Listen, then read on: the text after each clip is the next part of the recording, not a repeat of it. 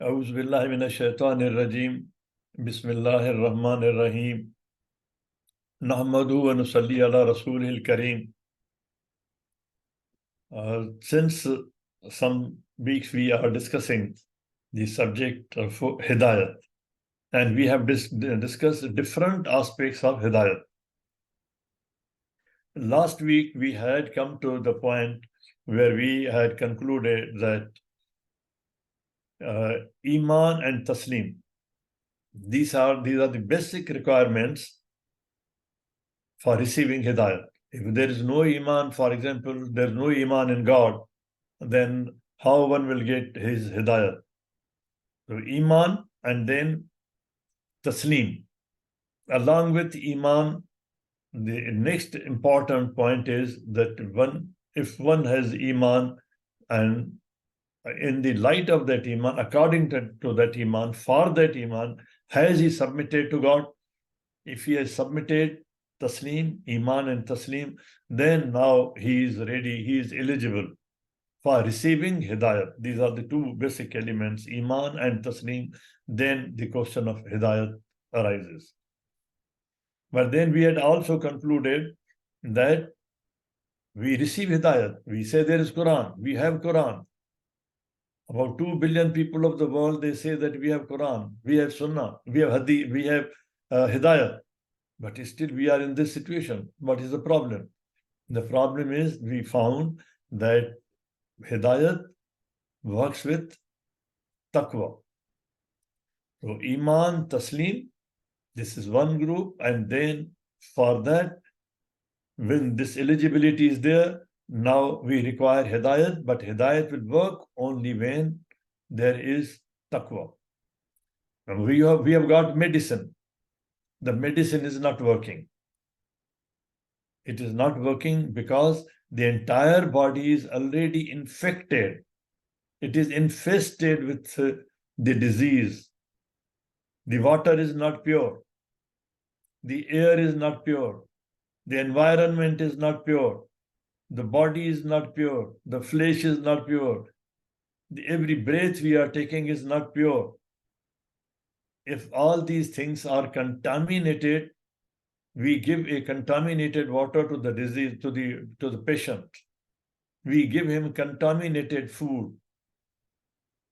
We inject, we install infested viruses in the computer, and then we say that it's not working. When we clean this everything, then the question of piety, taqwa, connectivity comes. If there is dust on the port is not working, the reception is not well, the computer is not receiving the signal properly, it's not working. That is why the starting point is, for now Hidayat to work, the starting point is that there has to be a clean thinking, clean thought, and after that other things will start. This cleanliness, some people translated taqwa as piety. It is connectivity, God consciousness. We have a separate lecture for this, and that will be a series of lectures on taqwa. That's a very lengthy subject, long subject, but for here we are just trying to understand that Hidayat will work with taqwa. First of all, we have to clean La ilaha. The cleaning process starts. Everything, all the viruses are now taken out. There's nothing. La, everything is now taken out. It's completely clean. The question comes, illallah, after that. It's not illallah first, it's la ilaha first. One has to clean it. The entire trouble with Muslim thought in the world is, the problem is not, the resistance is not, the opposition to the Islam is not because of illallah. Christians say illallah, Jews say illallah. There are many other religions who say that there is Allah, there is Allah. But the problem is with it, la ilaha.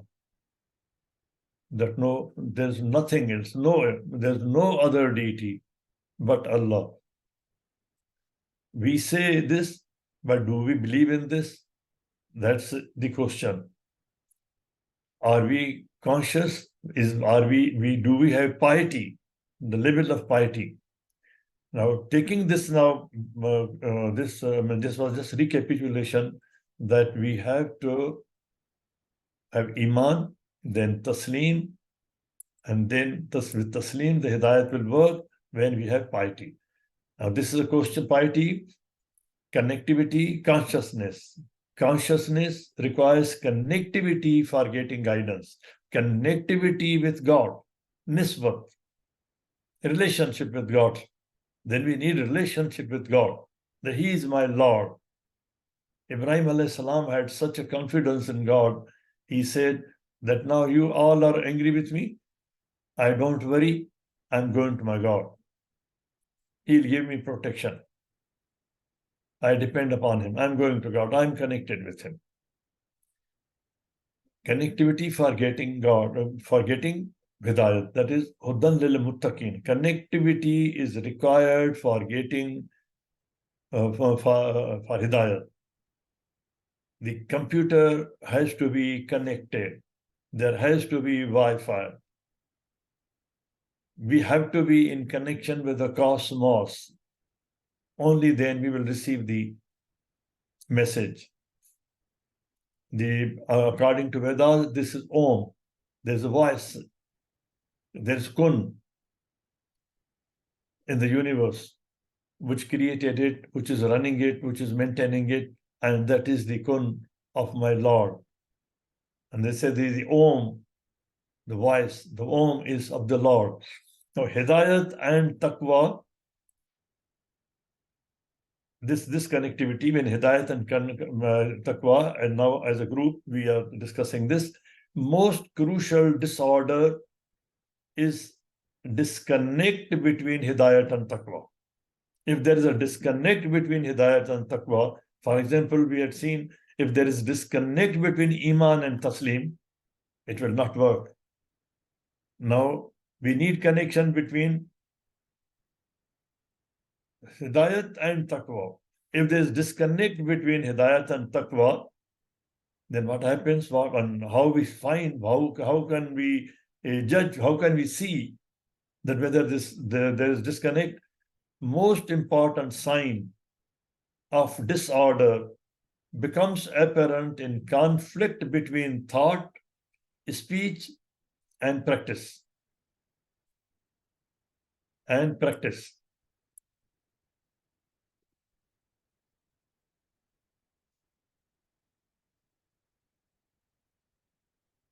If you want to see within ourselves, so if I want to see for myself, within myself, whether I am connected, my taqwa and hidayat are connected, then there will be no conflict between my thought, speech, and practice. If there is a conflict, then my thought and speech will have no connection.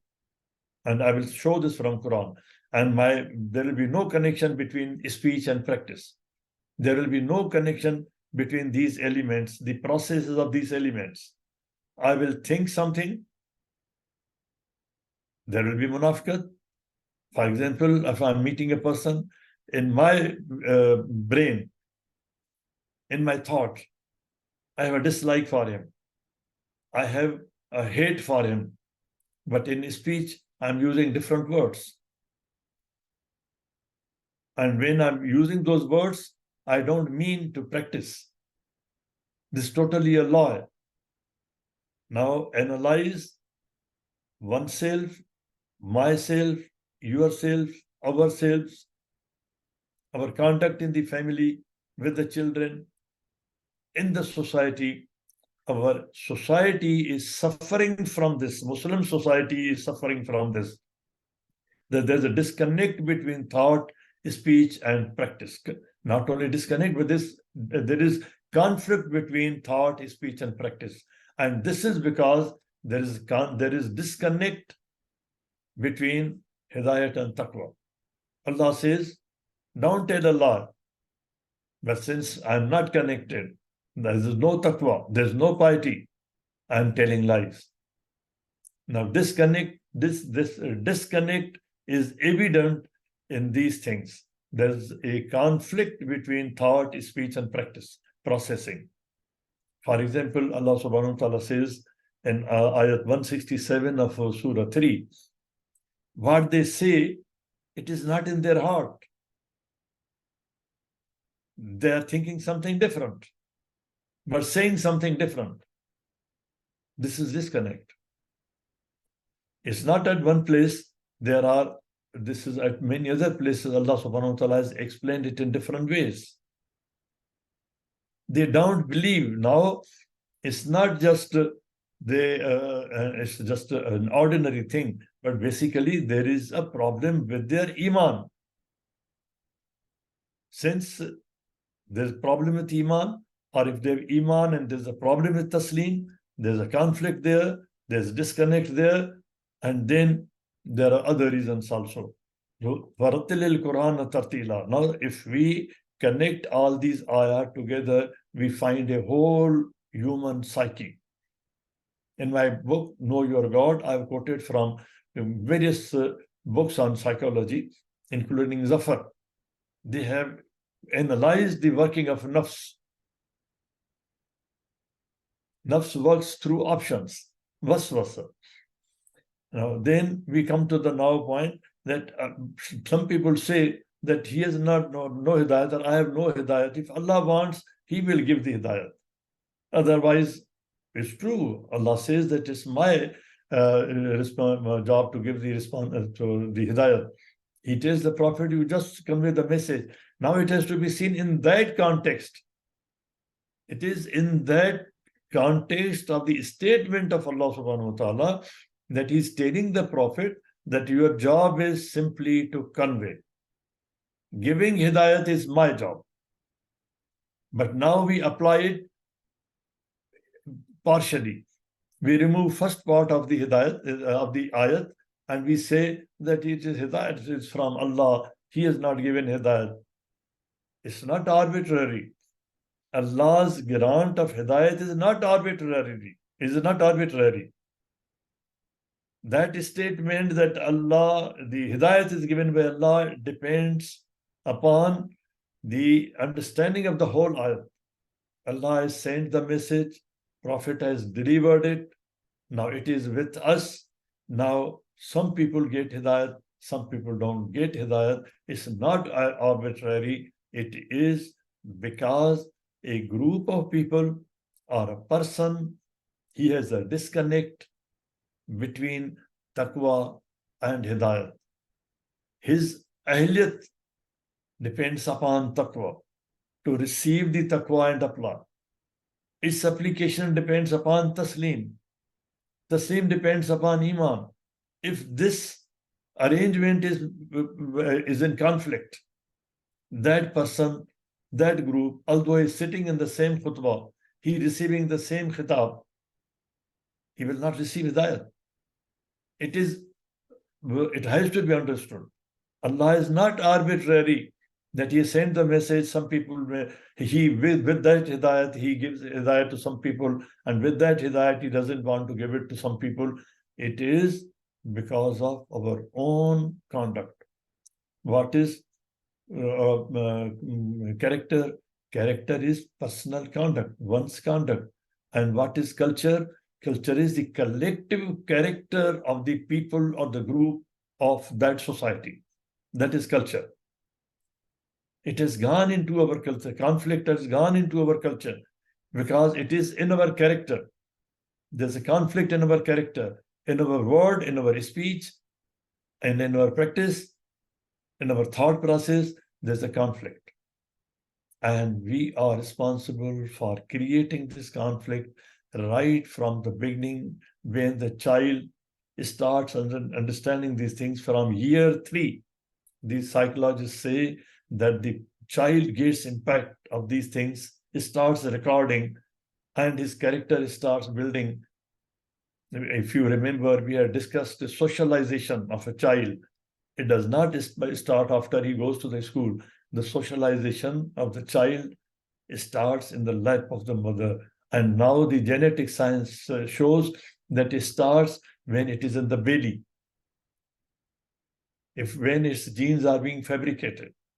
They say that the fabricating embryo, which is still being prepared, the fetus, it starts recording, even differentiating between the voice of the mother and the father when he's still in the womb.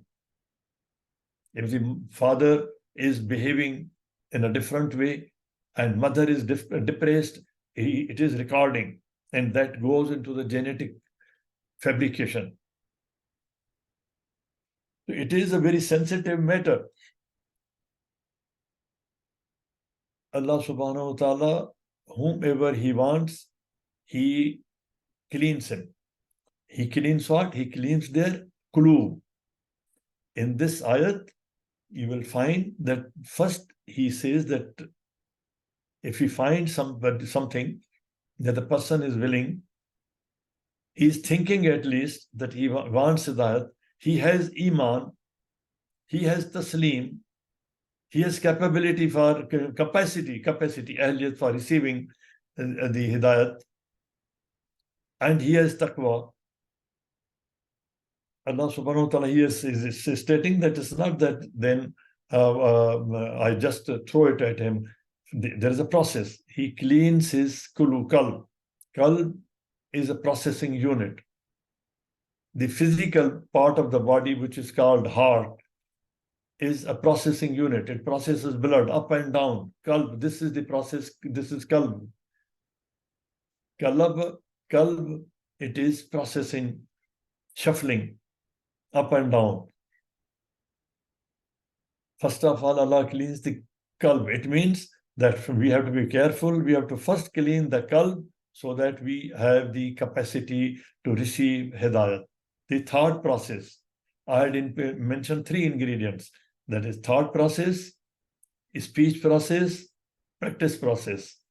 There has to be no disconnect. There has to be no conflict. So Allah subhanahu wa ta'ala is saying that we start with the process.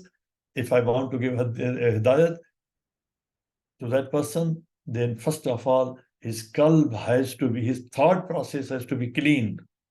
That he thinks well, that he thinks clean, he thinks piously.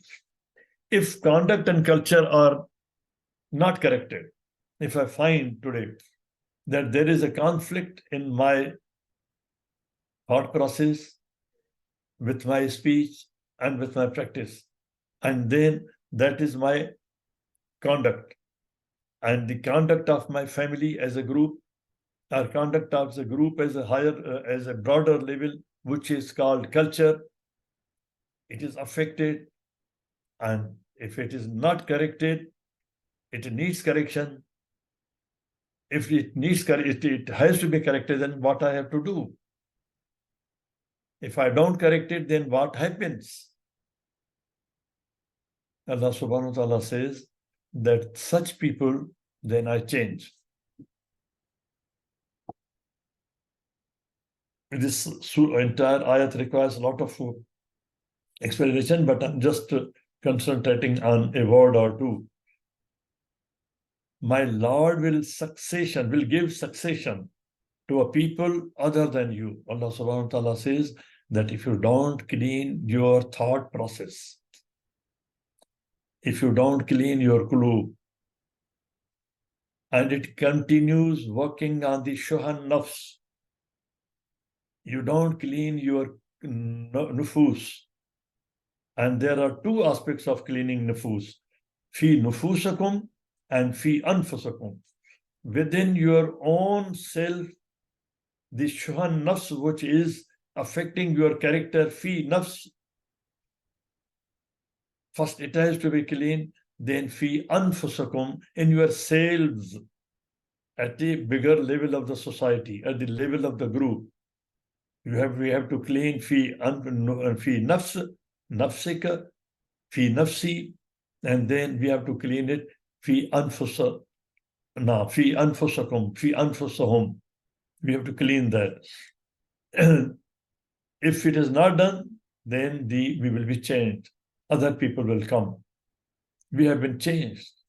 And the change has taken place 1,000 years back, at least. But we are not understanding that we have to change anfus. And for changing anfus, we have to change fi nafs also as a starting point. Fi kulu, where the nafs, the show is working. These are different ayat. Then what is the perspective of this ayat? How Allah will change? Perspective, the historical perspective of this statement in ayat number 1157, the perspective of this ayat, historical perspective of this ayat, we find what is the perspective? There is a history of Nuh. Allah subhanahu wa ta'ala has told, I'll go to the explanation so that we understand. Allah subhanahu wa ta'ala is asking at different places, read the history of Zakaria, Zikr Musa, Zikr Ismail, read their history. But we have stopped. We said, no, we don't need to study history. We have just read in Quran, and that's enough that Allah subhanahu wa ta'ala says this. That's enough. Allah subhanahu wa ta'ala is telling us about the history of Nuh, what happened to his people. Allah subhanahu wa ta'ala telling us about the history of Ad, what happened to them. They were changed. Their civilizations vanished. Other people came. They were people of Hud. Allah is telling the story of Hud, history of Hud, ayat number 48 to 53. This is the perspective. Now, difference, nuances of self. When we translate it, nafs as self, you will find at every place, everybody is translated as self, or if soul, then all the time soul, or a person, all the time soul, person. But I had already discussed some time back, there's a difference between the nuance of the translation of nafs. Nafs as self, nafs as person, nafs as psyche at different places. They have different meanings in the Quran when the word nafs is being discussed. I had already discussed, I'll not go into details. For example, nafs as self, nafs as person in this ayah, as a person, nafs as psyche. Just to remind, I may repeat this. We have discussed this earlier, I think 4 or 5 lectures back. Belief system as a psyche. Belief system builds personal character. Belief system. My belief system tells me, don't tell a lie. Don't commit a sin. Don't commit a crime. There is akhirat. There is judgment. There is hisab. This is my belief system. The belief system builds personal character, and collective culture is built through this personal character by the belief system. The belief system builds the entire collective culture. Muslims are expected as a Muslim culture not to tell a lie, but we are doing this. So when we have understood this, then there are other aspects of psyche. Nafs as psyche. When we are talking about psyche, now we are talking that aspect of nafs which is called psyche. Now it depends upon these things. These are technical. I will not go into details, but just I'm inviting your attention that when we say that my nafs, li nafsi, or li nafsika, they have difference. Now I'm talking about li nafsi, in my nafs. It is working on the basis of shuhan nafs, options which are my nafs is getting. Now there are these aspects of my nafs: cognitive, cognitive, affective. I'm not going into details, so don't worry. I'm just pointing out that you keep in mind that Allah subhanahu wa ta'ala's Quran, it is the collection of all the sciences, of all the ulum. It is a bouquet of all the ulum, sciences. Cognitive, conscious, mental activities, thinking, reasoning, remembering, imagining, expressing, articulating bayan. Ar-Rahman, Allama al-Quran, Khalaq al-Insana, Allamahul bayan. Articulation, bayan, and expression. And for this, Allah subhanahu wa ta'ala is repeatedly saying, Ta'akul, Tadabbur, Tafakkur, Tazakkur. These are the processes, mental processes of a conscious person, conscious mental activities, and all these activities, this portion, this group of activities together up to bayan, which Allah subhanahu wa ta'ala gave us, it is cognitive process. We are not writing, expressing tafsir or explanation of Quran where we can understand these things. Cognitive, again I'm repeating, this my nafs, the psyche, as psyche has these three important components. Now this is cognitive, and then what is cognitive? Then whatever the process is taking place in the thinking, in the cognitive state, it has to translate into my behavior. It must, this taslim must go into my behavior. Behavior depends on the effort of mind and willpower. Mind and willpower. I'm receiving every day Hidaayat, but I have no willpower to practice it. Willpower in striving for Wajhullah, purpose of Allah. What is the purpose of Allah? What is the Wajhullah? Allah subhanahu wa ta'ala says at many places, this is Wajhullah, this is my purpose. Wajhullah. And then cognitive is the intelligent side, and cognitive is the practical side of feeling, thoughts. They lead to practice, they lead to action, and affective. This is emotional intelligence. Affective side. Affective deals with emotions.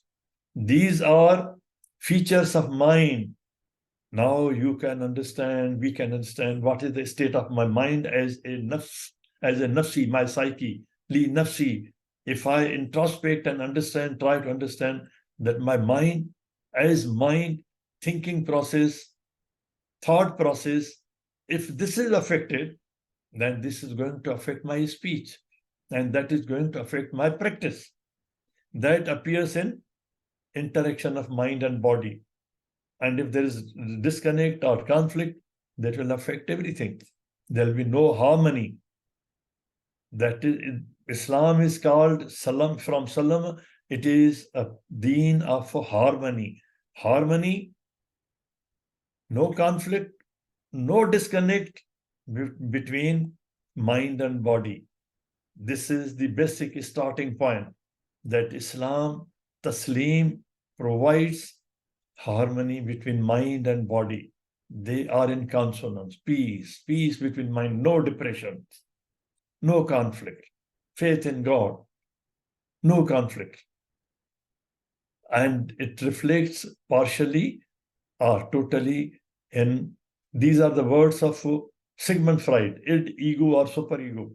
But here we have to see it, nafs al-mutmainna, nafs al-ammara, nafs al-lawwama. We have discussed it at other places. These are all connected. When my nafs is in harmony, mutmain, and it comes in harmony because mind and body, or because of this, the mind and body, it will be, because of the interaction between these two will be in harmony, I will feel harmony, no depression. I'll not be wavering. I'll not be fighting with my own self, including consciousness and unconscious components. Now, Allah subhanahu wa ta'ala is further explaining it different places. I think with this, I stop, and I leave this for the next lecture.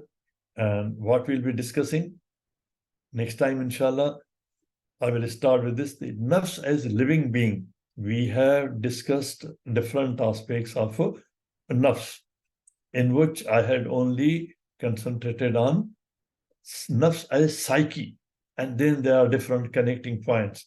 But I'm not going into details, that's why I leave it as just a